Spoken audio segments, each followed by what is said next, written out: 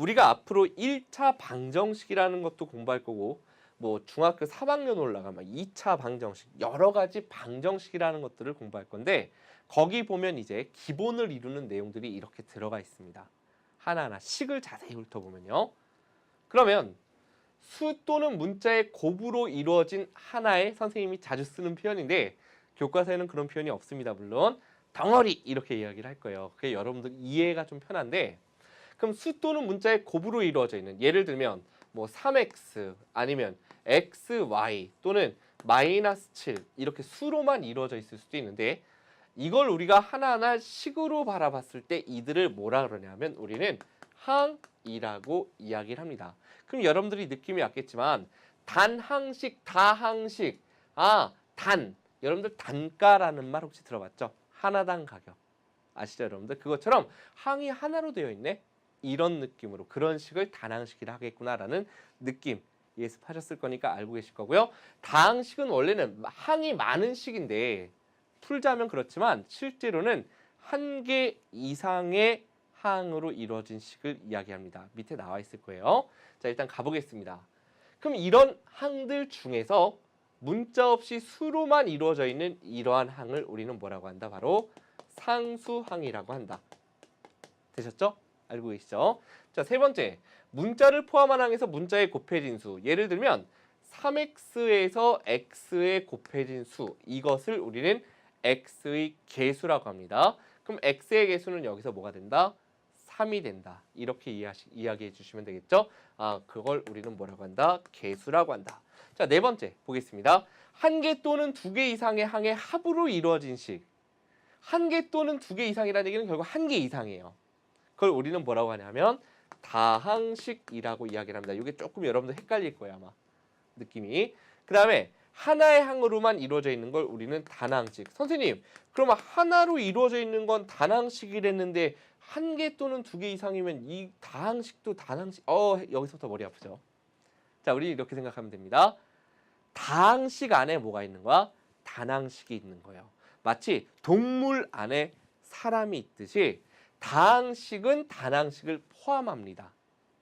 그러니까 우리는 항이 하나로 되어 있는 이거는 기본적으로 단항식이에요. 그죠? 자세하게 얘기한다면. 근데 다항식이라고도 이야기할 수 있는 겁니다. 하지만 선생님을 보고 누가 저 동물 이러면 좀 이상하잖아요. 그죠? 저 사람이 이렇게 얘기하겠죠? 우리가 가장 구체적으로 이야기하듯이 항이 하나짜리로 되어 있는 건 굳이 다항식이라고 하지 않고 그냥 단항식이라고 읽어주시면 돼요. 하지만 이것 또한 다항식에 포함되어 있는 겁니다. 이게 다항식이다라는 말은 그럼 맞아 틀려? 맞는 말이에요. 아셨죠? 다항식입니다. 근데 또 단항식이기도 하다.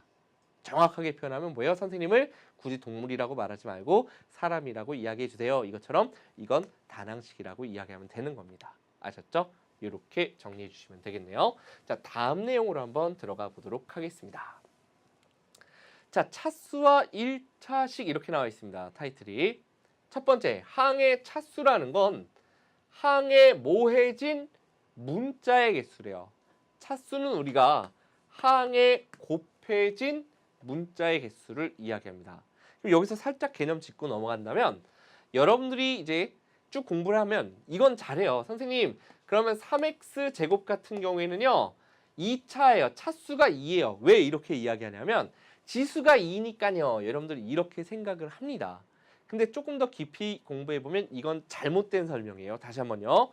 만약에 선생님 5x 세제곱 이렇게 있으면요. 이것은 차수가 3이에요. 왜냐하면 차수가 3인 건 맞아요. 근데 왜냐하면 지수가 3이니까요.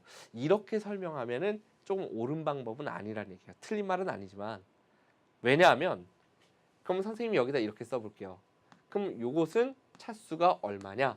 만약에 이 항은 차수가 얼마냐? 이렇게 물어본다면 여러분들이 지수가 곧 차수다라고 생각하면 여기서 틀릴 수 있겠죠.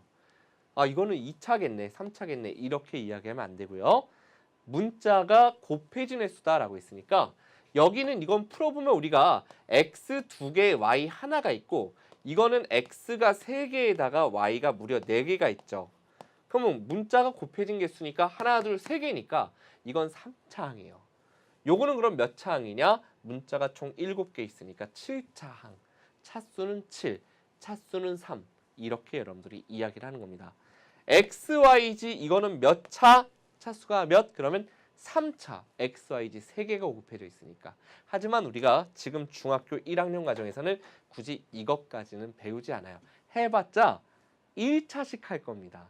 그럼 도대체 1차식이라는 것은 뭐냐?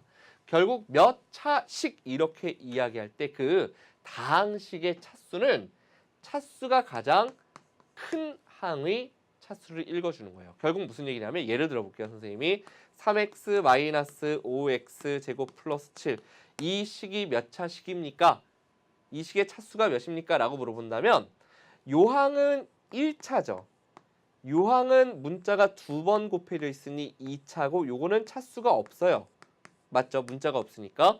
그러면 이 식 전체는 몇 차식입니까? 라고 물어보면 차수가 큰 걸 읽어주니까 2차식입니다. 라고 읽어주는 거예요. 큰 걸 읽어주면 된다. 아셨죠? 그러니까 요 정도만 돼도 2차식인데 1차식이라는 건 그러면 차수가 1인 게 가장 큰 거니까 결국은 몇 x 더하기 몇 이렇게 숫자 들어가고 해봤자 문자 하나 들어가 있는 거. 2개도 곱해져 있지 않습니다. 이런 걸 우리가 주로 공부하게 될 거다. 여기까지 여러분들께서 봐주시면 되는 겁니다.